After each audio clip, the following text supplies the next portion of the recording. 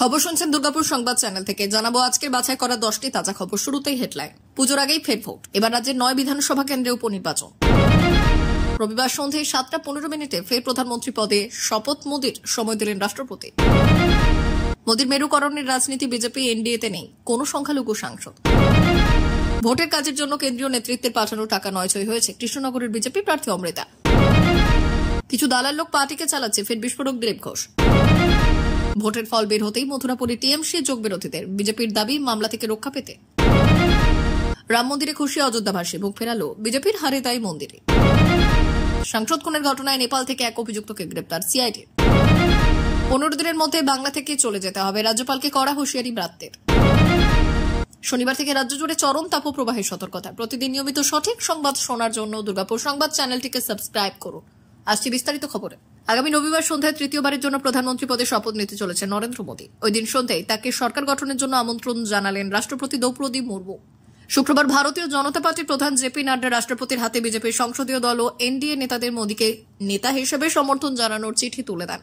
তারপরে শুক্রবার রাতে তৃতীয়বারের জন্য এনডিএ সরকার ও প্রধানমন্ত্রী হিসেবে নরেন্দ্র মোদীকে শপথ গ্রহণের জন্য আমন্ত্রণ জানানো হয় রাষ্ট্রপতি ভবনের তরফে। এবারের লোকসভা নির্বাচনে 240টি আসন জিতেছে বিজেপি, যা 543 জনের লোকসভায় অর্ধেক আসনও নয়। কিন্তু ন্যাশনাল ডেমোক্রেটিক অ্যালায়েন্স একসঙ্গে 293টি আসন জিতেছে, যা সরকার গঠনের জন্য যথেষ্ট। শুক্রবার বিজেপির নেতৃত্বাধীন এনডিএ জোটের তরফে প্রধানমন্ত্রী নরেন্দ্র মোদীর সমর্থনে ফের সরকার গঠনের জন্য একাধিক চিঠি পান রাষ্ট্রপতি দ্রৌপদী মুর্মু। তাতে সরকার গঠনের জন্য এনডিএর কাছে যথেষ্ট সংখ্যাগরিষ্ঠতা আছে বলে বিশ্বাস করেছেন রাষ্ট্রপতি। এই জোট 18তম লোকসভায় সম্পূর্ণ মেয়াদের জন্য সরকার গঠনের সক্ষম বলে মনে করার পরেই তিনি সংবিধানের 75(1) ধারা অনুযায়ী প্রধানমন্ত্রী হিসেবে নরেন্দ্র মোদীকে মনোনীত করেন। পরে রাষ্ট্রপতি ভবনের থেকে জানানো হয়, রবিবার সন্ধ্যে 7:15 রাষ্ট্রপতি ভবনের প্রধানমন্ত্রী ও মন্ত্রিসভার অন্যান্য সদস্যদের শপথ গ্রহণ অনুষ্ঠানে রাষ্ট্রপতি দ্রৌপদী মুর্মু নেতৃত্ব দেবেন। এদিকে আবার এনডিএ শরিকদের দাবি দাওয়া পূরণ করতে হিমশিম খাচ্ছে নরেন্দ্র মোদী, রাজনাথ সিংরা। এরপরেও মন্ত্রিত্বের স্বপ্ন দেখেছে বঙ্গ বিজেপি। তাদের আকুতি পূর্ণমন্ত্রী না হোক, মোদী মন্ত্রিসভায় প্রতিমন্ত্রী হিসেবে কি ঠাঁই হতে পারে না বাংলা 2-1 বিজেপির সাংসদের। সবকিছু ঠিকঠাক থাকলে রবিবার প্রধানমন্ত্রী হিসেবে শপথ নেবেন নরেন্দ্র মোদী। সঙ্গে শপথ নেবেন মন্ত্রিসভার অনেক সদস্যই। সেই তালিকায় কাদের নাম থাকবে তা নিয়ে আপাতত জল্পনা তুঙ্গে। 2019-এ বাংলা থেকে 18টি আসনে জিতেছিল বিজেপি, অথচ এই রাজ্যের একজন বিজেপি সাংসদকেও পূর্ণমন্ত্রী করেননি নরেন্দ্র মোদীরা। প্রথম দফায় মাত্র 2 জনকে বাংলা থেকে কেন্দ্রীয় প্রতিমন্ত্রী করা হয়েছিল। তারা হলেন বাবুল সুপ্রিয় এবং দেবশ্রী চৌধুরী। পরে 2 জনকে বাদ দিয়ে নিশীথ প্রামাণিক, জন বার্লা ও সুভাষ সরকারকে মন্ত্রী করা হয়, যদিও কেউ পূর্ণ মন্ত্রী হননি। এবার পশ্চিমবঙ্গে বিজেপির আসন সংখ্যা ক্রমে 18 থেকে 12টি হয়েছে। এর উপর আবার মোদীর নিরঙ্কুশ সংখ্যাগরিষ্ঠতা নেই, ফলে শরিক দলগুলির মন্ত্রিত্বের ভাগ দিতেই হবে। ইতিমধ্যে এনডিএর 2 গুরুত্বপূর্ণ শরিক নীতিশ কুমার এবং চন্দ্রবাবু নাইডু নিজেদের দাবি দেওয়া স্পষ্ট করে দিয়েছেন। নীতিশ 4 জন পূর্ণমন্ত্রী এবং 1টি প্রতিমন্ত্রী চেয়েছেন মোদীর কাছে। চন্দ্রবাবু 3টি পূর্ণমন্ত্রী ও 2টি প্রতিমন্ত্রী চেয়ে তদবির করেছেন। এছাড়াও চিরাগ পাসওয়ানের এলজেপি, জিতার নাম মাঝির হাম, উত্তরপ্রদেশের আপনা দল, মহারাষ্ট্রের একনাথ সিন্ডের নেতৃত্বাধীন শিবসেনাও মৌকা বুঝে নিজেদের প্রাপ্যে ঝুলি ভরতে চাইছে। তাদের সবার দাবি দেওয়া মিটিয়ে বাংলার বিজেপি সাংসদদের দিকে তাকানোর অবকাশ মোদীদের আদেও কতটা থাকবে তা নিয়ে ঘোর সংশয় আছে। তাছাড়া এবার মধ্যপ্রদেশ এবং গুজরাট থেকে বিজেপির সব থেকে বেশি আসন জিতেছে, ফলে ওই 2 রাজ্য যে মোদী মন্ত্রিসভায় বাড়তি গুরুত্ব পাবে সেটাও একরকম নিশ্চিন্ত। এই অবস্থাতেও হাল ছাড়ছে না বঙ্গ বিজেপির একাংশ। এই রাজ্যের বেশ কয়েকজন বিজেপি সাংসদ মন্ত্রিত্বের দাবিতে তাল ঠুকতেও শুরু করে দিয়েছে। বৃহস্পতিবার রাতেই দলের হুইপ মেনে দিল্লি পৌঁছে গিয়েছেন বাংলার বিজেপির সাংসদরা। সেখানে পৌঁছে বিষ্ণুপুরের বিজেপি সাংসদ সৌমিত্র খা সংবাদ মাধ্যমে বললেন, মন্ত্রিত্ব কে চায় না, আমিও চাই। এই রাজ্যে বিজেপি সাংসদদের মধ্যে আমি সব থেকে সিনিয়র, 3 বারের সাংসদ, বিধায়কও ছিলাম। তাছাড়া বেশ কিছু বছর আমি দলের যুব মোর্চার সভাপতিরও দায়িত্ব সামলেছি, ফলে আমার কেন্দ্রীয় মন্ত্রী হওয়ার যোগ্যতা আছে। এই খবর শুনছেন আপনারা দুর্গাপুর সংবাদ চ্যানেল থেকে। আপনাদের কাছে একটা বিশেষ অনুরোধ, আমরা এই ভিডিওটায় 5000 লাইক টার্গেট করছি। আশা করছি আপনারা এই ভিডিওটায় 5000 লাইক টার্গেট সম্পন্ন করবেন। ফিরে আসছি খবরে। 13 মে ভোট হয়েছে কৃষ্ণনগরে। লোকসভা নির্বাচনে তৃণমূল প্রার্থী মহুয়ার কাছে প্রায় 50,000-এরও ওপরে ভোটের ব্যবধানে হেরেছেন বিজেপি প্রার্থী অমৃতা রায়। ভোটের ফল প্রকাশের পর এবার বিস্ফোরক বার্তা দিলেন তিনি। বললেন, ভোটের কাজের জন্য কেন্দ্রীয় নেতৃত্বের পাঠানো টাকা নয়ছয় হয়েছে। কৃষ্ণনগরে বিজেপি প্রার্থী অমৃতা রায় বললেন, সব থেকে বেশি যেটা আমার বিরক্ত লেগেছে যে এত টাকা এলো, মোদীজি এত টাকা কেন্দ্র থেকে পাঠালেন, আমি কিছু জানতে পারলাম না। সেটা আমি জোর গলায় বলতে পারি, কারণ সেটা আমি সবাইকে বলেছিলাম। কারণ আমার ভয় ছিল যে যা ইচ্ছে খরচ করবে, তারপর আমার ঘাড়ে ফেলে দেবে, সেটা আমি হতে দেব না। তাই সবাইকেই এই নিয়ে বলেছিলাম, কেউ গুরুত্ব দেয়নি। তিনি আরো বললেন, দ্বিতীয় কথা হচ্ছে, আজ অব্দি কিন্তু আমি জানি না কত টাকা এসেছে বা কত টাকা খরচ হয়েছে।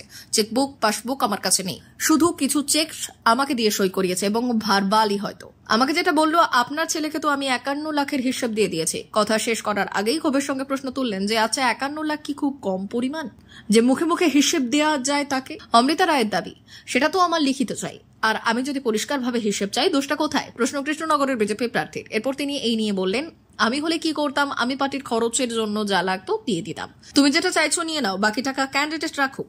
জেতানোর ব্যাপারে 100% কি দেওয়া হয়নি? প্রশ্ন উঠতেই অমৃতা রায় বললেন, যদি তাই বলা হয় তো তাই, কারণ কর্মীরা যদি স্যাটিসফাইড না থাকে, আমার মনে হয় কর্মীদের দিয়েই তো ভোটটা করানো হয়। নেতারা তো ভোট করাতে যায় না, কর্মীরাই ভোটটা করে। তো তাদের যদি আপনি খুশি রাখতে না পারেন তাহলে কি আপনি সফল হবেন? পাল্টা প্রশ্ন ছুড়েই উত্তর দিলেন অমৃতা রায়। টাকার বিষয়ে অডিটের কথা প্রসঙ্গে তিনি জানিয়েছেন, তিনি এবার এটা চাইবেন, অমৃতার কথায় তদন্তও চাইবো, অডিটও চাইবো, কারণ এইভাবে আমি ছাড়বো না। হারের বিষয়ে প্রশ্ন উঠলে তিনি বললেন, পুরোটা হারটা কিন্তু জেলার উপরেই ছিল, তো আমি সেই ব্যাপারে দুঃখিত। ন্যায্যভাবে হার হলে অসুবিধে নেই। আমার মনে হলো এখানে অনেক কিছু জিনিস কাজ করেছে যেটা নাকি আমাদের হারের কারণ ছিল। সব কি মোদির হাওয়ায় হয়ে যায়? তার পেছনে বুদ্ধিও লাগাতে হয়। এদিন তিনি বললেন, পরাজয় শুধু একটা আসন বা রাজ্যে হয়নি, গোটা দেশেই হয়েছে। প্রায় 60 থেকে 70টি আসন কমেছে।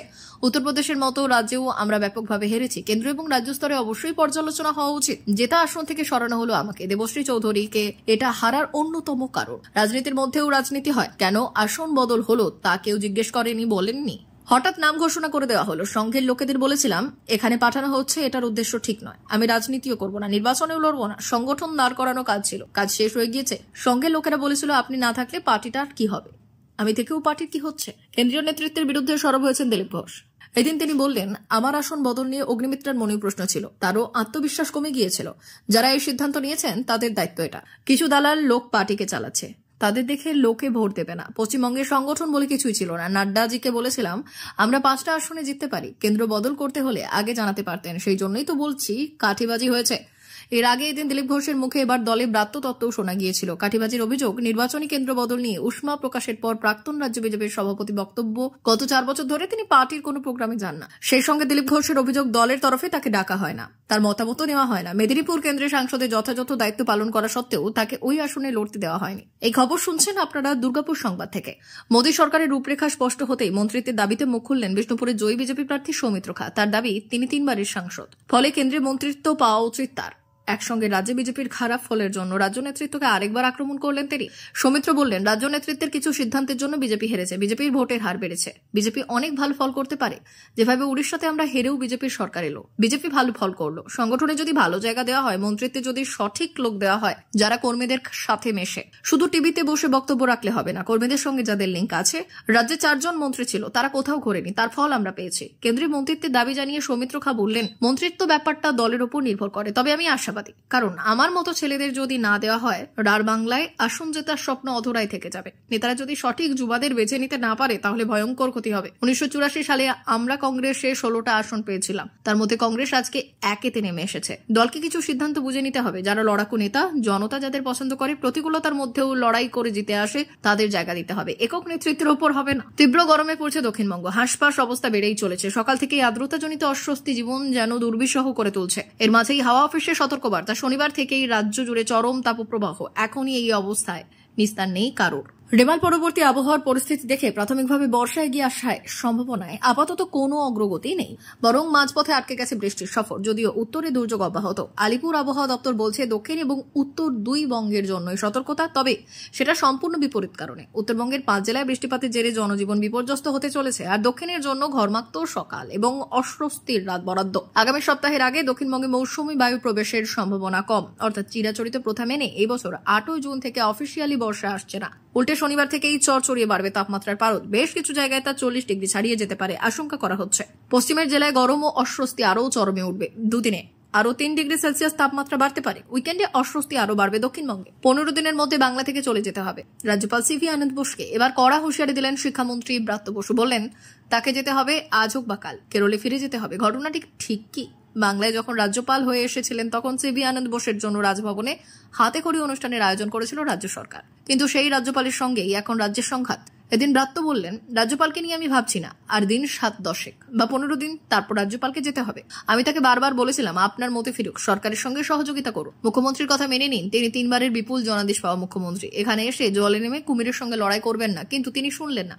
সেটা তার ব্যাপার, কিন্তু তাকে যেতে হবে আজ হোক বা কাল, কেরলে ফিরে যেতে হবে। এর আগেও রাজ্যপালকে নিশানা করেছিলেন শিক্ষামন্ত্রী, বলেছিলেন একটা সাদা হাতির মতো পথ যেটা তৈরি করা হয়েছিল বিশ্ববিদ্যালয়গুলিকে, কখনো মাদ্রাজ, কখনো কলকাতা, কখনো বোম্বে, বিশ্ববিদ্যালয়গুলিকে নিয়ন্ত্রণ করার জন্য। সেই পদ রাখার আদেও কোনো যৌক্তিকতা আছে কি, যার সঙ্গে কোনো ভালো মন্দ কিছু নেই? ওখানে আর কবির দরকার কি? রাজভবনে কবি বসে আছেন।